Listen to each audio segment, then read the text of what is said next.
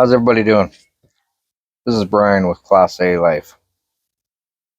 Today I'd like to talk about being open-minded. I didn't realize how huge this was for some people. Some people live in their little box and they are afraid to step out. And as soon as you suggest something that isn't in the norm, they get all freaky and deaky and they just can't handle it. But in essence, if you're not open to life, you're not living life. You are existing in life. But if you're open to it, the world is your oyster. You can do anything you want. You want to go jump off a cliff with a big rubber band attached to you? Go for it. Be the experience of a lifetime. You might only want to do it once, but it would be the experience of a lifetime. You want to go RVing. You want to go live on a boat. You want to go sailing across the world. Whatever you want to do. If you're open to life, life will be open to you. But if you're closed-minded, you're not going to get a whole lot out of life, except what you want. But is what you want always right? I don't know. Some of the best times I've ever had is when somebody suggested something to me and I wasn't sure about it. I said, fuck it, and did it anyways. Some of the best times I've ever had in life were when I've done that. People say being spontaneous is a bad thing, right? You should plan it out. That's not necessarily the case. Depending on what it is, maybe you should plan it out. But sometimes it's good to just get an idea and run with it. You know, I think it was Mark Twain that said, if you look back in 20 years, you're going to be more upset about the stuff that you didn't do versus the stuff you did. That happens if you're open-minded or if you're closed-minded. Closed-minded don't want to do anything.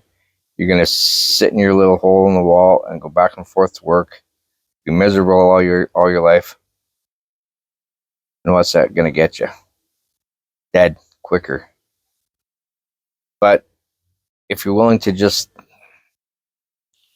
live life, and it doesn't have to be on life's terms, it doesn't have to be on the government terms, it doesn't have to be on anybody's terms but yours. If you decide that you want to live on top of a mountain, if that's what makes you happy, do it.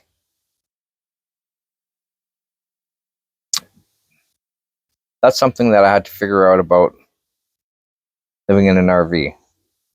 Is when I first thought about doing this, I was worried about what people think, right? Oh, I'm homeless. I'm what do they call that? I don't know, something to do with roaming homeless or some stupid thing like that. I'm not homeless. My home is right here. The great thing is I can take my home with me wherever I go. And if I don't like my neighbors, I just pack up and leave. I'm not homeless. In fact, I'm probably living a better life than they are because I get to take my home to the lake. I get to take my home to the ocean. I get to take my home to the mountains. I get to take my home wherever I want. And I don't have to worry about, oh, did I forget this? Oh, did I forget that? No, because it's in my home right there. So, you know, life is all about perspective. It all depends on your perspective.